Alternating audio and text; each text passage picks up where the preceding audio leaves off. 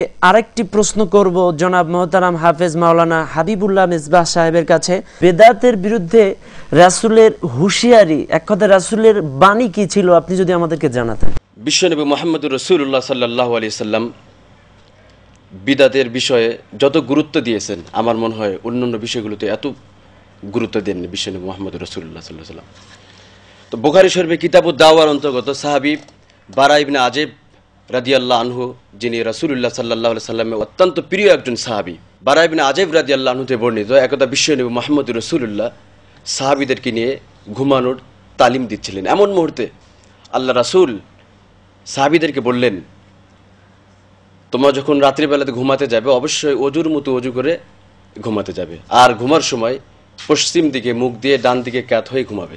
তো সাহাবী বারা ইবনে আযিব রাদিয়াল্লাহু আনহু বিশ্বনবী মুহাম্মদুর রাসূলুল্লাহ সাল্লাল্লাহু আলাইহি সাল্লামকে বললেন, ইয়া রাসূলুল্লাহ, আমি কি এই দোয়াটা কি বলতে পারি? তো আল্লাহ রাসূল বললেন, হ্যাঁ বলো। তো সাহাবী বারা ইবনে আযিব রাদিয়াল্লাহু আনহু তিনি বললেন, আল্লাহ রাসূল যে দোয়াটি বলেছিলেন সেই দোয়াটি হলো, আল্লাহুম্মা আতলাবতু নাফসি ইলাইয়া ওয়া ওয়াজ্জাহতু ওয়াজহু ইলাইক রাগবাতান ওয়া রাহবাতান ইলাইক লা মানজাআ ওয়া লা মানজাআ মিনকা ইল্লা ইলাইক আমানতু বিকিতাবিকা আল্লাযী আনজালতা ওয়া নাবিয়িকা আল্লাযী আরসালতা ফাইন মুত্তা আলাল ফিতরা। তো বারা ইবনে আযিব বিশ্বনবী মুহাম্মদুর রাসূলুল্লাহ কর্তৃক এই হাদিস শোনার পর হুবহু রাসূলুল্লাহ সাল্লাল্লাহু আলাইহি ওয়াসাল্লাম যেভাবে হাদিস দোয়া শিক্ষা দিলেন একইভাবেই শুরু থেকে নিয়ে আল্লাহুম্মা আতলাফতু নাফসি ইলাইয়া ওয়া ওয়াজ্জাহতু ওয়াজহু ইলাইক রাগবাতান ওয়া রাহবাতান ইলাইক লা মানজাআ ওয়া লা মানজাআ মিনকা ইল্লা ইলাইক আল্লাযী আরসালতা আমানতু বিকিতাবিকা আল্লাযী আনজালতা ওয়া নাবিয়িকা আল্লাযী আরসালতা। এখানে বারা ইবনে আযিব রাদিয়াল্লাহু আনহু বিশ্বনবী মুহাম্মদুর রাসূলুল্লাহ হাদিস থেকে শুধুমাত্র ও নাবিয়িকা শব্দটা বাদ দিয়ে তিনি বলে দিলেন ও বি রাসূলিকা আল্লাযী আরসালতা। বিশ্বনবী মুহাম্মদুর রাসূলুল্লাহ সঙ্গে সঙ্গে বারা ইবনে আযিবের বুকে ধাক্কা দিয়ে বললেন, হে বারা ইবনে আযিব, লা তাকুল হাকাযা বাল কুনত আনা আকুলু ও নাবিয়িকা আল্লাযী আরসালতা। হে বারা ইবনে আযিব, তুমি নতুন করে বানিয়ে কোনো শব্দ তুমি বলতে পারো না, আমি যতটুকু বলেছি শুধু এতটুকুই তোমাকে বলতে হবে। আল্লাযী ও নাবিয়িকা আল্লাযী আরসালতা, নাবিয়িকা শব্দটা তোমাকে বলতে হবে, এর বাহিরে নতুন করে বানিয়ে শব্দ তুমি বলার তোমার অধিকার নেই। অথচ আমরা যারা আরবি গ্রামার সম্পর্কে যাদের নলেজ আছে, আরবি ভাষা সম্পর্কে যাদের জ্ঞান আছে, অবশ্যই জানি অবি আরসালতা শব্দের পূর্বে মুনাসেব শব্দ হলো অবি রাসূলিকা, আর রাসূল নিঃসন্দেহে সবচাইতে মর্যাদার অধিকারী। আর সেই হিসাবে আমাদের নবী বিশ্ব নবী মুহাম্মদুর রাসূলুল্লাহ শুধু নবী না, তিনি সমস্ত নবী আম্বিয়া আলাইহিস সালাতু ওয়াস সালামের রাজমুকুট। আর এই জন্য বিশ্ব নবী মুহাম্মদুর রাসূলুল্লাহ ক্ষেত্রে অ্যাপ্রোপ্রিয়েট ছিল এই কথাটি, আর আল্লাহ রাসূলের মর্তবা বৃদ্ধি করার জন্য তিনি এই কথা বলেছিলেন। অথচ বিশ্ব নবী মুহাম্মদুর রাসূলুল্লাহ পছন্দ করলেন না।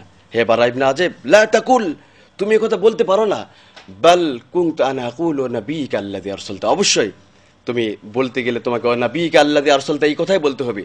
আর শুনে রাখো, যারা নতুন করে এই ধরনের কথা বানিয়ে বলবে, ফামান রগিবা আন সুন্নতি ফালাইসা মিন্নি আও কামা ক্বালা আলাইহিস সালাতু ওয়াস সালাম, আল্লাহ রাসূল বললেন, যারা এরকম ভাবে বানিয়ে বলবে যা আমি বলিনি সে আমার উম্মত হতে পারে না। অবশ্যই বিশ্ব নবী মুহাম্মদুর রাসূলুল্লাহ সাল্লাল্লাহু আলাইহি সাল্লামের প্রিয় সাহাবী খলিফাতুল মুসলিমিন ওমর ফারুক রাদিয়াল্লাহু আনহু, তিনি ওই পাথরকে কোনোদিন চুমু খেতেন না যদি না বিশ্ব নবী মুহাম্মদুর রাসূলুল্লাহ ওই পাথরকে চুমু না খেতেন। তাহলে অবশ্যই ইবাদতের মানদণ্ড হবে কেবলমাত্র বিশ্ব নবী মুহাম্মদুর রাসূলুল্লাহ। এই জন্য কোনো মানুষের কোনো এখতিয়ার নাই, অধিকার নাই নতুন করে কোনো বিষয় আবিষ্কার করা, নতুন করে কোনো বিষয় চালিয়ে দেওয়া।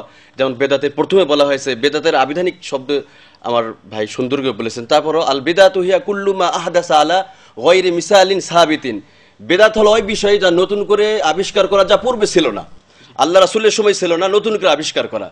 এ ধরনের আমাদের সমাজে প্রচলিত এমন বেদাত রয়েছে যেগুলো উৎসব মুখরভাবে পালন করা হচ্ছে। নিঃসন্দেহে যদি কারো ইবাদতের মধ্যে বিদআত মিশ্রিত ইবাদত থাকে, এক কথায় ফরজ সুন্নাতের চাইতে ওইগুলো গুরুত্ব দেওয়া হচ্ছে, অবশ্যই এই ধরনের কোনো ইবাদত আল্লাহ রাব্বুল আলামিনের কাছে কখনো অ্যাকসেপ্ট হবে না। আর তখনই হবে যখন নাকি ইবাদতটা বিশ্ব নবী মুহাম্মদুর রাসূলুল্লাহ যেভাবে করেছেন ওইভাবে যদি হয়, তাহলে আল্লাহ রাব্বুল আলামিনের কাছে গ্রহণযোগ্য হবে। আলহামদুলিল্লাহ। আমরা জনাব মাওলানা হাবিবুল্লাহ মিসবাহ ভাইয়ের কাছ থেকে অত্যন্ত গুরুত্বপূর্ণ আলোচনা শুনলাম যে বিদআত সম্পর্কে রাসূলের হুঁশিয়ারি বাণী হাদিসের মধ্যে কি ছিল। সুন্দরভাবে তিনি আমাদেরকে বিশ্লেষণমূলক আলোচনা শোনালেন।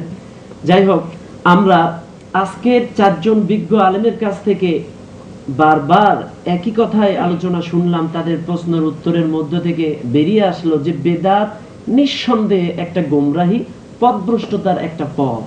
আর এই বিদআত থেকে মারাত্মক মারাত্মক গুনাহ আমাদের থেকে হয়ে যেতে পারে।